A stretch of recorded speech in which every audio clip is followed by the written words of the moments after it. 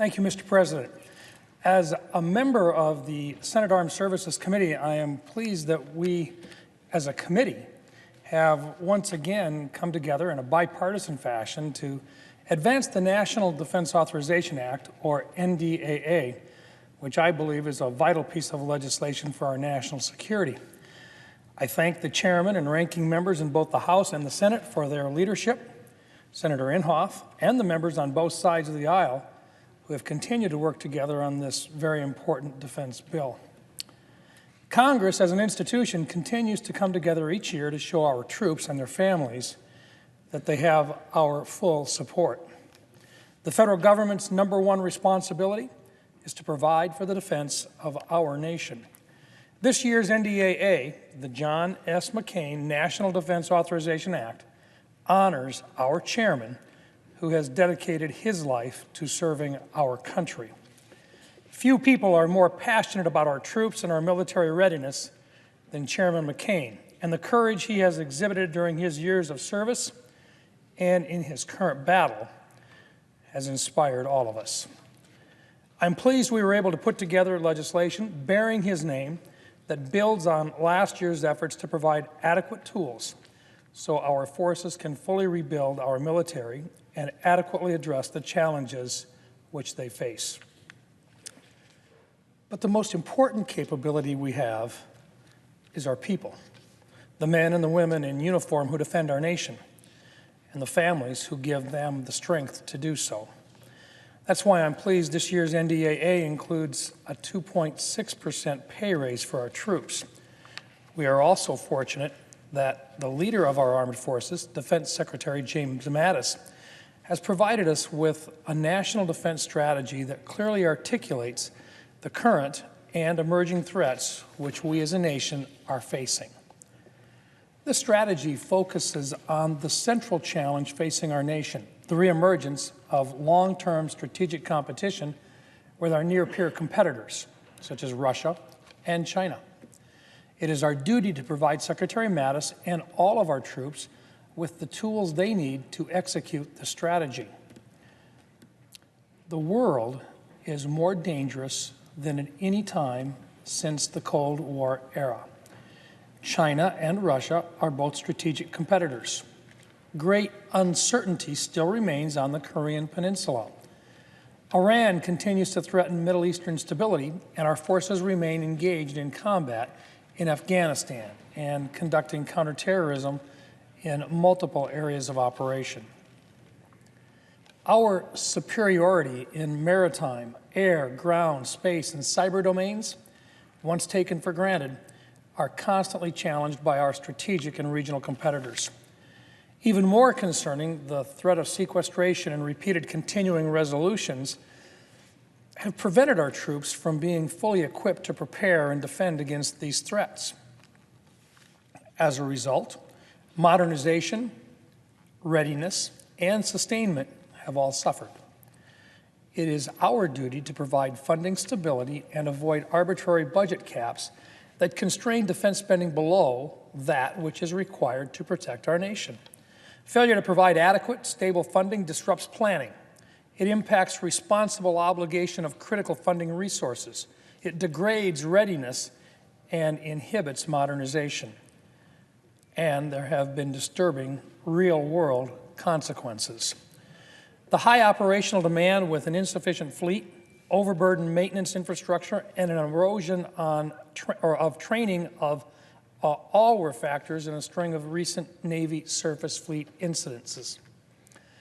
The Marine Corps and Air Force have had their own serious readiness issues with the F-18 and the B-1 fleets, which experienced multiple Class A accidents, some of which caused the loss of life. And the shortage of pilots in every service is a strategic readiness concern that must be addressed. Our sailors, soldiers, airmen, and Marines deserve the very best in training and in equipment. This year's NDAA does that by providing a total of $716 billion in fiscal year 2019 for national defense. Voting for this vital legislation is not, and I repeat, not an act of budget busting. In fact, in 2010, we spent $714 billion, just $2 billion less than this year on national defense. But our dollar went a lot further back then.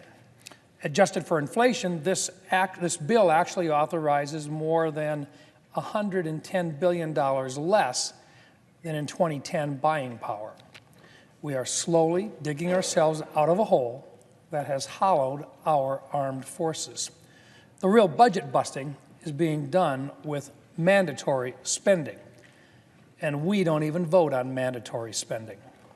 Since the Cold War, the stakes for failing to take decisive action have never been higher. This legislation will enable our armed forces to continue taking necessary steps to rebuild and restore our national security. As an example, in the Navy, this year's NDAA built on last year's bill to improve ship and aviation readiness and the infrastructure necessary to support the fleet, which directly addresses a significant problem the Armed Services Committee has examined in multiple hearings this year. Significantly, it improves the Navy's capacity to execute maintenance in naval shipyards by continuing to grow the workforce while investing in shipyard infrastructure, including facilities, equipment, and information technology. This increase in workforce will help the Navy to meet scheduled ship maintenance, support additional ships, and reduce the backlog that has accumulated from over a decade of increased operational tempo. Similar plans to restore readiness will be executed across the force, so long as we honor our commitment to invest in a complete life cycle acquisition system. As chairman of the Cybersecurity Subcommittee of the Senate Armed Services Committee, I am pleased that the NDAA includes important provisions that take steps to address the serious cyber threat which our nation faces.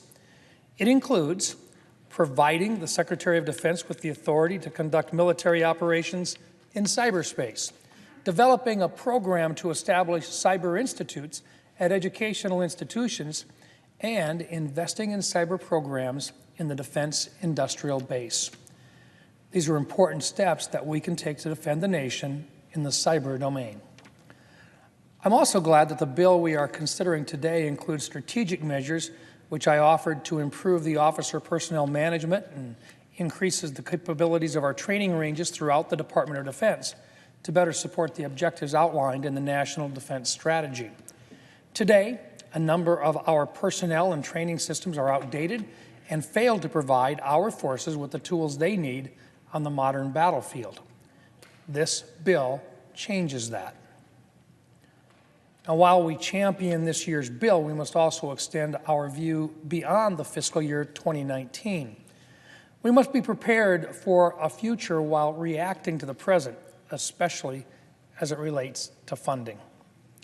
For the past 3 years, I have served as a member of the Senate Armed Services Committee, bearing witness to potential challenges that could threaten our national security if we do not address arbitrary budget caps placed on our defense. These arbitrary budget caps have forced the kind of false choices that are potentially so devastating for our armed forces. We must also avoid the false choice of paying for readiness while assuming risk for modernization, or vice versa.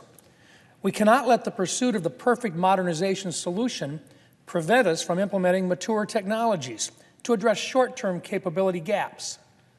Now, today, the bill we are considering today avoids these choices.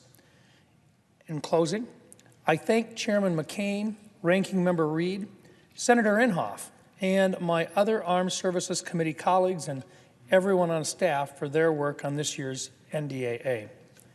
I look forward to getting this bill to the President's desk in a timely manner as we continue our strong tradition of coming together on a bipartisan basis to support our troops and their families so that they can continue to keep us safe. Thank you, Mr. President. I yield the floor.